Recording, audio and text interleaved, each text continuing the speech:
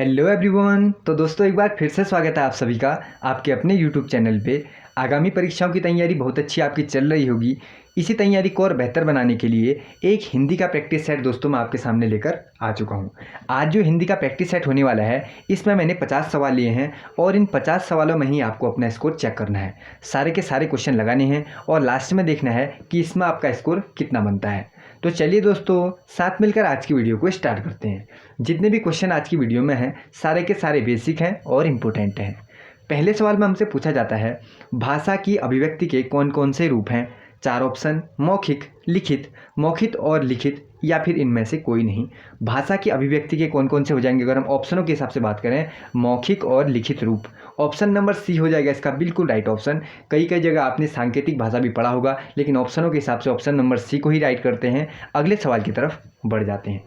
मानक हिंदी किस बोली से विकसित हुई है। जो मानक हिंदी है वह खड़ी बोली से ही विकसित हुई है। तो ऑप्शन नंबर बी को कर लेते हैं राइट ऑप्शन। अगले सवाल की तरफ बढ़ जाते हैं। भारतीय संविधान में किस भाषा को राजभाषा के रूप में स्वीकार किया गया है। ये क्वेश्चन बहुत बार रिपीटेड है। किस भाषा को राजभाषा के रूप में स्वीकार किया गया है। हिंदी को ही किया गया है। एक और क्वेश्चन रिपीट पूछा जाता है कि हिंदी को किस भाषा का दर्जा मिला है। ऑप्शन आपको दिखते हैं राजभाषा, राष्ट्रभाषा। तो आपको हमेशा याद रखना है राजभाषा के रूप में ही दर्जा मिला हुआ है। ये सारी चीज़ आपको पता होनी चाहिए। तो क्या राइट करोगे, हिंदी राइट करोगे जिसे राजभाषा के रूप में दर्जा मिला हुआ है। इसको राजभाषा के रूप में दर्जा कब मिला ये डेट भी आपको पता होनी चाहिए। 14 सितंबर 1949 को, 14 सितंबर 1949 को हिंदी को राजभाषा का दर्जा मिला था। ये डेट आपको पता होनी चाहिए और इसीलिए 14 सितंबर को हिंदी दिवस मनाया जाता है। 14 सितंबर को क्या मनाया जाएगा, हिंदी दिवस मनाया जाएगा 14 सितंबर को। एक अलग सा क्वेश्चन और पूछा जाता है विश्व हिंदी दिवस कब मनाया जाएगा। विश्व हिंदी दिवस अगर आपसे क्वेश्चन पूछ ले विश्व हिंदी दिवस कब मनाया जाएगा तो विश्व हिंदी दिवस मनाया जाएगा 10 जनवरी को। ठीक है ना। अब आपको कन्फ्यूजन नहीं होना है। विश्व हिंदी दिवस पूछेगा तो 10 जनवरी और खाली हिंदी दिवस अगर आपसे पूछा जाता है तो उसका राइट ऑप्शन आप करोगे 14 सितंबर। तो ये सारी चीज़ आपको पता होनी चाहिए। अगले सवाल की तरफ बढ़ते हैं। और एक और हाँ जो हमेशा आपको याद रखना है किसका दर्जा मिला हुआ है तो राजभाषा ही राइट करना है, दूसरा ऑप्शन नहीं करना है। अगले सवाल में हमसे पूछा जाता है हिंदी वर्णमाला में स्वरों की संख्या कितनी है। तो देखो इस बारे में आपने पढ़ा होगा जो हिंदी में स्वर कहलाते हैं ना, जो परंपरागत रूप से अगर आपने पढ़ा होगा तो परंपरागत रूप से इनकी संख्या कितनी मानी थी, 13 मानी गई थी। परंपरागत रूप से क्या मानी गई थी, 13 मानी गई थी। लेकिन जो मानक है जो उच्चारण की दृष्टि से माना जाता है, उच्चारण की दृष्टि से जो स्वर माने जाते हैं उनकी संख्या कितनी थी, केवल 10 थी। जिसमें ओ आ ई ई उ ए ऐ ओ औ बस इतने ही थे। ये टोटल कितने होते हैं, 10 होते हैं। तो ये माना गया था। लेकिन इसमें हमें 8, 9, 11 और 14 दिखता है तो हम किसको राइट कर लें, 11 को कर लेते हैं। क्योंकि 13 को तो परंपरागत रूप से था, वैसे 10 होना था तो यहाँ पर 11 दिखता है तो ऑप्शनों के हिसाब से 11 को हम यहाँ पर ठीक कर लेंगे। ये भी आप लोगों ने भी इस चीज़ के बारे में पढ़ा होगा। अगले सवाल की तरफ हम साथ में बढ़ जाते हैं। पर्यावरण शब्द में जो पर्यावरण शब्द का संधि विच्छेद होगा वो क्या हो जाएगा। पर्यावरण का संधि विच्छेद क्या होगा, परिधन आवरण। 4 ऑप्शन पढ़ो फिर, परिधन आवरण, पर्याधन वर्ण, परिधन आवरण या फिर परिधिधन आवरण। क्या राइट कर लोगे बताओ फिर आप लोग। परिधन आवरण राइट करोगे, ऑप्शन नंबर बी में हमें दिखता है तो इसी को हम लोग राइट करेंगे। अगले सवाल की तरफ बढ़ जाएंगे। वह शब्दांश जो शब्द के पहले जुड़कर अर्थ में परिवर्तन ला देते हैं उन्हें क्या कहते हैं। बहुत बार ये रिपीटेड क्वेश्चन है। शब्द के अगर पहले जुड़कर परिवर्तन लाएगा तो पहले क्या लगेगा, उपसर्ग लगेगा, बाद में क्या लगेगा, प्रत्यय लगेगा। ठीक है ना। तो पहले हमसे पूछा है तो हम क्या राइट ऑप्शन करेंगे, पहले पूछ लिया तो हम क्या कर लेंगे, उपसर्ग कर लेंगे जो हमें ऑप्शन नंबर सी में दिखता है तो इसी को हम लोग राइट करते हैं। बढ़ते हैं दोस्तों नेक्स्ट क्वेश्चन की ओर। अगला सवाल, कमल के समान नयन में कौन सा समास होगा। तो देखो उन्होंने खुद ही सिंपल बना दिया, कमल के समान नयन यानी कर्मधारय समास। ऑप्शन नंबर डी हो जाएगा इसका बिल्कुल राइट ऑप्शन। अगला सवाल, निम्नलिखित में से कौन सा अवयवी भाव समास है। अवयवी भाव समास इन चारों में से कहाँ पर आएगा बताओ, समय के अनुसार में आएगा। ऑप्शन नंबर सी राइट हो जाएगा। अगला सवाल, आजन्म शब्द का समास विग्रह है। आजन्म तो इसको कह सकते हो आप, क्या है राइट ऑप्शन देखो, जीवन पर्यंत, मृत्यु तक, जीवन के साथ, जब तक जी सकें। चारों में से आजन्म का क्या होगा, जीवन पर्यंत होगा। जीवन पर्यंत दिखता है ऑप्शन नंबर ए में तो इसी को ठीक करते हैं। अगले सवाल की तरफ बढ़ जाते हैं। शब्द की परिभाषा क्या होगी। अब 4 ऑप्शन पढ़ो और बताओ कि शब्द की परिभाषा क्या होती होगी। शब्द भाषा की स्वतंत्र और अर्थवान इकाई होती है। ऑप्शन नंबर ए में दिखता है बिल्कुल राइट ऑप्शन, बाकी 3 सही नहीं है। जो शब्द की परिभाषा होती है, शब्द भाषा की स्वतंत्र और अर्थवान इकाई होती है। ऑप्शन नंबर ए को राइट करते हैं। अगले सवाल की तरफ बढ़ जाते हैं। स्रोत की दृष्टि से शब्दों को कितने भागों में बांटा जा सकता है। स्रोत की दृष्टि से हमसे पूछा है तो आपने पढ़ा होगा तत्सम, तद्भव, देशज और विदेशज, 4 ही तो होते हैं ना। तो स्रोत के आधार पर 4 भागों में बांटा जा सकता है शब्दों को, तत्सम, तद्भव, देशज और विदेशज। अगले सवाल में हमसे पूछा जाता है जो शब्द संस्कृत भाषा से हिंदी में ज्यों के त्यों आ गए हैं उन्हें हम क्या कहते हैं। जो ज्यों के त्यों आ गए हैं वो होते हैं तत्सम शब्द। ऑप्शन नंबर बी हो जाएगा राइट ऑप्शन। अगला सवाल, अगले सवाल में हमसे पूछा जाता है निम्नलिखित में से एक तत्सम शब्द छांटकर बताइए। तत्सम क्या हो जाएगा, देखो ज्यों का त्यों आ गया है जो घोटक। ऑप्शन नंबर डी हो जाएगा राइट ऑप्शन। अगला सवाल, इसी तरीके के सवाल आपको आगामी परीक्षाओं, फॉरेस्ट गार्ड हो, कनिष्ठ सहायक हो, यही लेवल आपको वहाँ देखने को मिलने वाला है। अगले में हमसे पूछा जाता है निम्न में से कौन सा शब्द तुर्की भाषा का है। बहुत सारे प्रैक्टिस सेट में ये क्वेश्चन ला चुका हूँ मैं। कैंची किस भाषा का शब्द है। कैंची तुर्की भाषा का शब्द है। अगला सवाल, विकारी शब्द होते हैं। विकारी शब्द क्या होते हैं, संज्ञा भी होते हैं, सर्वनाम भी होते हैं, विशेषण भी होते हैं और क्रिया भी होते हैं। ऑप्शन नंबर ए को राइट करते हैं। अगले सवाल की तरफ बढ़ जाते हैं। संज्ञा के कितने भेद हैं। अब बताओ फिर संज्ञा के कितने भेद हैं, 3, 4, 5 या फिर 8। अगर देखो, अगर हम पढ़ेंगे व्युत्पत्ति के आधार पर, संज्ञा के इसमें पूछा नहीं हमसे किसके आधार पर, ऐसा दिया नहीं, तो हम एक बार खुद देख लेते हैं। अगर पूछा जाता है व्युत्पत्ति के आधार पर, तो व्युत्पत्ति के आधार पर संज्ञा के 3 भेद होते हैं, जिसमें पहला भेद आता है यौगिक। पहला भेद आता है व्युत्पत्ति के आधार पर, कितने बताए मैंने, 3 बताए। कौन कौन से, पहला भेद आता है यौगिक, यौगिक आ गया एक प्रकार। दूसरा कौन सा होता है, दूसरा होता है योग रूढ़, भी तो होता है, हाँ ये भी होता है योग रूढ़, रूढ़ भी होता है एक, रूढ़, पहला रूढ़ हो गया, फिर यौगिक हो गया, तीसरा हो गया योग रूढ़। इसको ठीक कर लेता हूँ मैं, योग रूढ़। देखो व्युत्पत्ति के आधार पर संज्ञा के 3 भेद होते हैं, रूढ़, यौगिक और योग रूढ़। ये आपको याद होगा। और 3 हमें दिखता है कहीं पर, 3 भी दिखता है। और एक और आपने याद किया होगा, अर्थ की दृष्टि से संज्ञा 5 प्रकार की होती है, 5 भी यहाँ पर ठीक हो जाएगा। जो अर्थ की दृष्टि से होता है आपने याद किया होगा, व्यक्तिवाचक, जातिवाचक, द्रव्यवाचक, समूहवाचक और भाववाचक, हो गए ना 5। हाँ, तो आपको याद रखना है व्युत्पत्ति के आधार पर 3 और जो अर्थ की दृष्टि से वो होती है 5। तो यहाँ पर दोनों ऑप्शन मैंने आपको बता दिए कैसे होगा। अगले सवाल की तरफ बढ़ जाते हैं। निम्नलिखित में से कौन सा शब्द स्त्रीलिंग नहीं है। जो स्त्रीलिंग नहीं है वही हमें बताना है।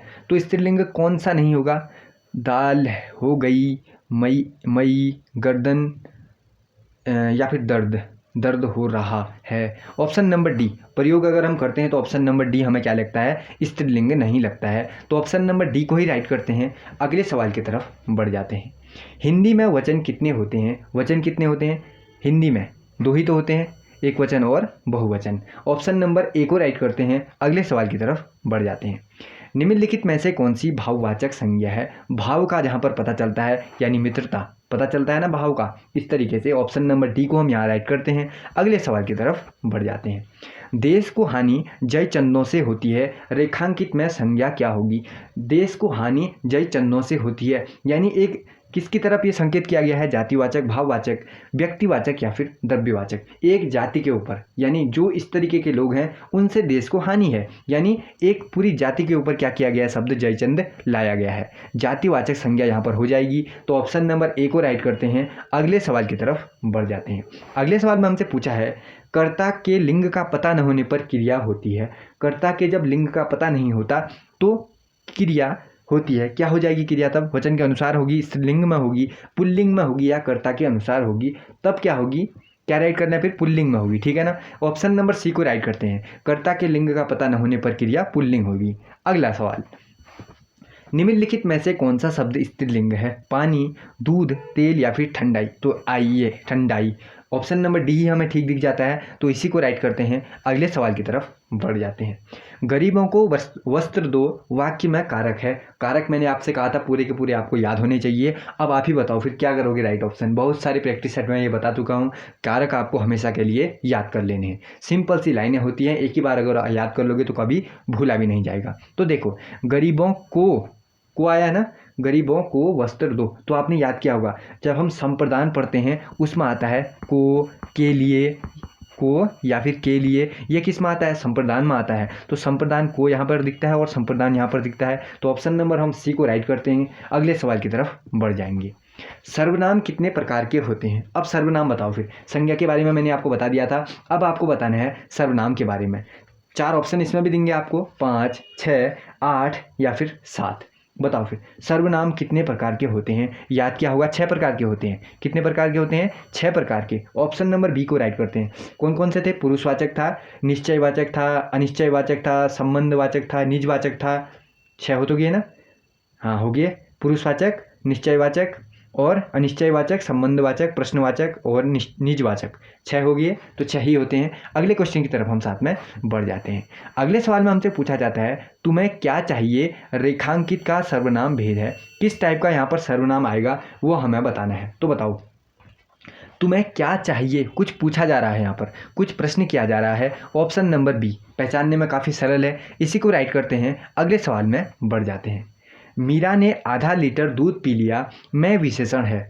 आधा लीटर दूध पी लिया से साफ साफ पता चल रहा है ना, परिमाण की बात यहाँ पर हो रही है। आधा लीटर में परिमाणवाचक हो जाएगा विशेषण। ऑप्शन नंबर सी को राइट करते हैं। अगले सवाल की तरफ बढ़ते हैं। आई होप कि दोस्तों क्वेश्चनों का लेवल आपको अच्छा लग रहा होगा। क्वेश्चन आपके परीक्षा के लिए इंपॉर्टेंट आपको लग रहे होंगे, तो इसीलिए वीडियो में मेरे साथ अंत तक बने रहना। जरूर वीडियो के बाद कुछ न कुछ आपको फायदा मिलना ही मिलना है। अगले सवाल में हमसे पूछा जाता है नल बूंद बूंद टपक रहा है, वाक्य में रेखांकित क्या है। तो देखो इसमें भी अगर हम सिंपल पढ़ें, विश्लेषण, क्रिया, सर्वनाम या फिर क्रिया विशेषण। देखो नल टपक रहा है ये तो हमें पता है, लेकिन क्रिया हो रही है टपकने की। उसके बाद भी बताया गया है कैसे टपक रहा है, बूंद बूंद टपक रहा है। यहाँ पे यानी कि क्या हो रहा है, जो क्रिया थी उसकी विशेषता यहाँ पर बताई जा रही है। तो जहाँ पर क्रिया की विशेषता बताई जाती है वहाँ पर क्या आता है, क्रिया विशेषण आता है। देखो ना, नल बूंद बूंद टपक रहा है, नल टपक तो रहा है, कैसे टपक रहा है, बूंद बूंद टपक रहा है। तो इसलिए क्रिया विशेषण राइट करते हैं। ऑप्शन नंबर, क्वेश्चन नंबर अगले की तरफ बढ़ जाते हैं। सुमित सो रहा है, वाक्य में क्रिया का कौन सा भेद है। सकर्मक होगी, अकर्मक होगी, प्रेरणार्थक होगी, द्विकर्मक होगी। इन दोनों में ही आपको कंफ्यूज होगा। बताओ सुमित सो रहा है कैसी क्रिया है, अकर्मक क्रिया है। ऑप्शन नंबर ए राइट हो जाएगा। अगले सवाल की तरफ बढ़ जाएंगे। कृतवाच्य में क्रिया संबंध होता है। कृतवाच्य में क्रिया संबंध होता है किससे, कर्ता से होता है। ऑप्शन नंबर सी में कर्ता दिखता है, तो इसको राइट करते हैं। अगले सवाल में बढ़ जाते हैं। निम्नलिखित में से कौन सी क्रिया द्विकर्मक नहीं है। द्विकर्मक क्रिया कौन सी नहीं है, जहाँ पर दो का परस्पर आ रहा होगा काम। देखना आपको लगने से लग जाएगा कौन सा अलग है, वैसे ही आप पहचान लोगे। राम ने मोहन को पैसा दिया, द्विकर्मक है। सेठ मुनीम को वेतन देता है, द्विकर्मक है। पिता ने पुत्र को पुस्तक दी, द्विकर्मक है। लेकिन माँ नौकर से भोजन बनवाती है, द्विकर्मक नहीं है। साफ साफ पता चलता है। ऑप्शन नंबर सी को राइट करते हैं। अगले सवाल में बढ़ जाते हैं। मुझसे यह काम नहीं हो सकता, मैं वाच्य कौन सा है। वाच्य के बारे में आप पढ़ चुके होंगे। मुझसे यह काम नहीं हो सकता, कर्मवाच्य। ऑप्शन नंबर ए में कर्मवाच्य दिखता है, इसी को ठीक करते हैं। अगले सवाल की तरफ बढ़ जाते हैं। मुझसे हंसा नहीं जाता, मैं वाच्य है। मुझसे हंसा नहीं जाता, मैं भाववाच्य हो जाएगा। ऑप्शन नंबर सी को राइट करते हैं। अगले सवाल की तरफ बढ़ जाते हैं। अगले सवाल में हमसे पूछा जाता है निम्नलिखित में से कौन सा वाक्य कर्मवाच्य का नहीं है। कर्मवाच्य का नहीं है जो ना, कर्मवाच्य का ममता के द्वारा पुस्तक पढ़ी गई है, सिपाही द्वारा चोर पकड़ा गया है, गाय से दूध लिया जाता है, ये भी है। कौन सा अलग दिखा फिर, पक्षी आकाश में उड़ते हैं, यह कर्मवाच्य का नहीं होगा क्योंकि सबसे अलग है। इसी को राइट करते हैं। अगले सवाल की तरफ बढ़ जाते हैं। वाच्य आपने पढ़े होंगे, वाच्य कितने प्रकार के थे, फिर कितना पढ़ा था आपने, वाच्य 3 प्रकार के पढ़े होंगे। कौन कौन से पढ़े थे, एक तो याद आ गया होगा आपको, कृतवाच्य याद आ गया होगा। दूसरा क्या था, कर्मवाच्य याद आ गया होगा। तीसरा भाववाच्य। ये सारी की सारी चीज़ आपको याद होनी चाहिए। अगले क्वेश्चन में बढ़ जाते हैं। छोटे छोटे क्वेश्चन भी आपसे कभी एग्जाम में पूछे जा सकते हैं। आप और चीज़ अपर लेवल की याद करते हुए जाते हैं, लेकिन छोटी छोटी चीज़ों को क्या कर जाते हैं, भूल जाते हैं, और वहीं पर अपना नंबर क्या कर लेते हैं, गंवा लेते हैं। तो इसीलिए बेसिक से स्टार्ट करना है। क्वेश्चन कभी भी बनते हैं तो बेसिक से भी बनते हैं, ऊपर से भी बनते हैं। जितने ऊपर से बनने होंगे उतने ही क्या बनेंगे, बेसिक से भी बनेंगे। तो बेसिक आपको पूरा का पूरा देख के जाना है। सिंपल सा तो है, याद ही करना है। तो इसीलिए सब कुछ क्या करो, एक बार रिवाइज करते समय देख के जाया करो। अगला सवाल देखो फिर। अगले में हमसे पूछा जाता है, वाच्य तो हमने देख लिया, अवयव के भेद होते हैं। अवयव के कितने भेद होते हैं, बताओ फिर आप लोग। अवयव के भेद अगर आपने पढ़े होंगे तो 5 नहीं करोगे, 3 नहीं करोगे, 2 भी नहीं करोगे, 4 राइट कर लोगे। ऑप्शन नंबर बी राइट हो जाएगा। देखो अवयव के भेदों में कौन कौन आता था। अवयव के भेद अगर हम देखते हैं तो एक तो उसमें क्रिया विशेषण आता था, क्रिया विशेषण, क्योंकि अवयव के भेद में ही आता था। ठीक, इसको मैं जल्दी लिख देता हूँ, ऐसे ही देख लेना। और एक संबंधवाचक भी तो आता था ना, संबंध बोधक, और एक समुच्चय बोधक भी आता था, समुच्चय भी लिख लेता हूँ। और कौन सा आता था फिर, विस्मयादि बोधक, ये भी तो हो गया, विस्मयादि बोधक। जल्दी जल्दी लिखा, आपको पता चल गया होगा। देखो क्रिया विशेषण, संबंध बोधक आता था, समुच्चय बोधक आता था, और विस्मयादि बोधक, ये होते हैं अवयव के भेद। कितने पढ़े, 4 पढ़े। ऑप्शन नंबर बी को राइट कर लो। अगले सवाल की तरफ बढ़ जाना है। अगले में हमसे पूछा है, आज वाक्य, निम्न वाक्य किस अवयव से पूरा होगा। आज धन ... कोई नहीं पूछता, बताओ फिर। आज धन के बिना कोई नहीं पूछता। ऑप्शन नंबर ए को राइट कर लेते हैं। अगले सवाल की तरफ बढ़ जाते हैं। मोहन बाजार की ओर गया है, वाक्य में रेखांकित शब्द है। की ओर क्या है, हमें यह बताना है। की ओर एक क्रिया विशेषण है, या फिर क्रिया की विशेषता बता रहा है, या फिर समुच्चय बोधक है, सर्वनाम है, विशेषण है। मोहन बाजार की ओर गया है, खाली विशेषण है। ऑप्शन नंबर बी को राइट करते हैं, विशेषण। अगले सवाल की तरफ बढ़ जाते हैं। मैं जल्दी जाऊंगा ताकि आराम कर सकूं। वाक्य में रेखांकित शब्द ताकि क्या हो जाएगा, बताओ। ताकि क्रिया विशेषण हो जाएगा, संबंध बोधक हो जाएगा, समुच्चय बोधक हो जाएगा, या विस्मयादि बोधक हो जाएगा। मैं जल्दी जाऊंगा ताकि आराम कर सकूं, इसमें क्या हो जाएगा, समुच्चय बोधक हो जाएगा, ताकि। ऑप्शन नंबर सी को राइट करने के बाद हम बढ़ जाते हैं अगले सवाल की तरफ। जो शब्द क्रिया की विशेषता बताते हैं उन्हें क्रिया विशेषण कहा जाता है। ऑप्शन नंबर ठीक सी को राइट करते हैं। अगले सवाल की तरफ बढ़ जाते हैं। मदन तेजी से दौड़ा, वाक्य में क्रिया विशेषण का प्रकार बताइए। क्रिया विशेषण का प्रकार बताना है। मोहन, जो मदन है, वह तेजी से दौड़ा, रीतिवाचक। ऑप्शन नंबर ए को राइट करते हैं। अगले सवाल में बढ़ जाते हैं। कौन सा शब्द अजय शब्द का अर्थ नहीं है। देखो अजय का अर्थ ब्रह्मा होता है, बकरा भी होता है, शिव भी होता है। अनजान तो आपने नहीं पढ़ा होगा ना, तो इसी को राइट कर लो। अगले सवाल में बढ़ जाओ। निम्नलिखित में से कौन कर का अर्थ नहीं है। कर का अर्थ आपने क्या पढ़ा होगा, हाथ तो पढ़ा होगा। टैक्सी भी होता है, कर्म भी होता है, किरण होता है, क्या कर्म किरण होता है। निम्नलिखित में से कौन शब्द का अर्थ नहीं है। कर का अर्थ जो नहीं है वो हमें बताना है। हाथ तो होता है, हाँ, टैक्स भी होता है, किरण भी होता है, कर का कर्म नहीं होगा। इसको राइट कर लेते हैं, फिर ये अर्थ नहीं होगा। ऑप्शन नंबर सी को राइट करते हैं। बाकी ये तीनों अर्थ होते हैं। ऑप्शन नंबर सी है जो कर का अर्थ नहीं होता। अगले सवाल की तरफ हम बढ़ते हैं। निम्नलिखित में से कौन सा विलोम युग में ठीक है। जो विलोम युग में ठीक है वो हमें बताना है। आज्ञा निंदा नहीं है, ईर्ष्या द्वेष ये तो सेम है, ये भी सेम है। तो कौन सा हो जाएगा, अपव्यय या मितव्यय। दोनों क्या लिखे हैं, एक दूसरे के उल्टे। तो इसी को राइट करते हैं। अगले सवाल की तरफ बढ़ जाते हैं। अज्ञेय शब्द के लिए एक वाक्यांश होगा, वाक्यांश के लिए एक शब्द। तो इस तरीके से आपने पढ़ा होगा। अज्ञेय क्या होता है वो आपको बताना है। अज्ञेय जिसे जाना न जा सके उसे कहते हैं अज्ञेय। ऑप्शन नंबर सी को राइट कर लेते हैं। अगले सवाल की तरफ बढ़ जाते हैं। अगले सवाल में हमसे पूछा जाता है, निम्न वाक्य को उचित मुहावरा लगाकर पूरा कीजिए। परस्पर विरोधी दलों का सहारा लेना यानी क्या हो जाएगा। परस्पर विरोधी दलों का सहारा लेना, इसका अर्थ क्या हो जाएगा वो हमें बताना है। कब्र खोदना, अपने पाँव में कुल्हाड़ी मारना, जान जोखिम में डालना, सूरज को दीपक दिखाना, इसका अर्थ क्या हो जाएगा ये हमें बताना है। परस्पर विरोधी दलों से सहारा लेना, इसका अर्थ क्या बताओ फिर। अपने पाँव में खुद कुल्हाड़ी मारना, यही होगा, अपने पाँव पर कुल्हाड़ी मारना। ऑप्शन नंबर बी को राइट करते हैं। अगले सवाल में बढ़ जाते हैं। माथा ठनकना मुहावरे का क्या अर्थ है। माथा ठनकना मुहावरे का क्या अर्थ होता है, बताओ फिर। भेद खोलना, भय से घबरा जाना, पराजित होना, ये तो नहीं होता, शक होना कर लेते हैं। ऑप्शन नंबर सी को राइट करते हैं। अगले क्वेश्चन की तरफ बढ़ जाते हैं। गागर में सागर मुहावरे का क्या अर्थ होता है। जो संक्षेप में गहरी बात कह दे वहाँ पर कहते हैं कि इसने गागर में सागर भर दिया। ऑप्शन नंबर सी को राइट करते हैं। अगले सवाल में बढ़ जाते हैं। निम्न में से कौन सा मुहावरा नहीं है। मुहावरा जो नहीं है, आस्तीन का सांप है, कमर टूटना है, उल्लू बनाना है, दूर के ढोल सुहावने, दूर के ढोल सुहावने ऑप्शन नंबर डी में हमें दिखता है। तो इसी को राइट करते हैं, जो मुहावरा नहीं है, क्योंकि ये लोकोक्ति के अंतर्गत आता है। आपने पढ़ा होगा लोकोक्ति में इसे। अगला देखो, निम्न में से कौन सी लोकोक्ति नहीं है। अब जो लोकोक्ति नहीं है वो हमें बताना है। अक्ल बड़ी या भैंसिया तो लोकोक्ति है, एक अनार 100 बीमारी भी है, अंधा क्या चाहे 2 आंखें, ये भी तो है ही, सिर ओखली में देना ये नहीं है, ये लोकोक्ति नहीं है, ये मुहावरे में आएगा। सिर ओखली में देना मुहावरे का अर्थ आपने पढ़ा होगा, जानबूझकर मुसीबत में पड़ना। तो ऑप्शन नंबर डी को राइट करते हैं। अगले सवाल की तरफ बढ़ जाते हैं। खोदा पहाड़ निकली चुहिया लोकोक्ति का क्या अर्थ है। परिश्रम अधिक और फल कम। ऑप्शन नंबर बी को राइट करते हैं। ऑप्शन नंबर बी, परिश्रम ज़्यादा किया और जो फल मिला वो बहुत कम मिला, तो यही राइट हो जाएगा। आई होप कि दोस्तों वीडियो आपको अच्छी लगी होगी। यहाँ पर हम कवर कर चुके हैं पूरे हिंदी के 50 सवालों को। 50 सवालों में आपने अपना देखा होगा कि अपना आकलन किया होगा मेरी हिंदी में पकड़ कैसी है, यानी अपना स्कोर आप लोगों ने देखा होगा कि मैं किस तरीके से हिंदी को सॉल्व कर पा रहा हूँ। आगामी परीक्षाओं के लिए हिंदी का आपने अपना आकलन देखा होगा और वीडियो आपको अच्छी लगी होगी, काम की लगी होगी। आगामी परीक्षाओं में हो सकता है इसमें से कुछ क्वेश्चन आपको देखने को मिल जाएँ, तो इसी तरीके का बनेगा कुछ न कुछ सेट, कुछ न कुछ लेवल। तो इसीलिए लगातार मैं आपके लिए वीडियो लाते रहता हूँ। अगर आपको वीडियो अच्छी लगती है तो लाइक कर दिया करो और शेयर कर दिया करो, बस, ठीक है ना। मैं बहुत जल्द मिलूंगा आपसे नेक्स्ट वीडियो में, जरूर एक अच्छे टॉपिक के साथ में। तब तक के लिए पढ़ते रहो और अपना रिवीजन भी करते रहो, मुस्कुराते रहो। जय हिंद, जय भारत।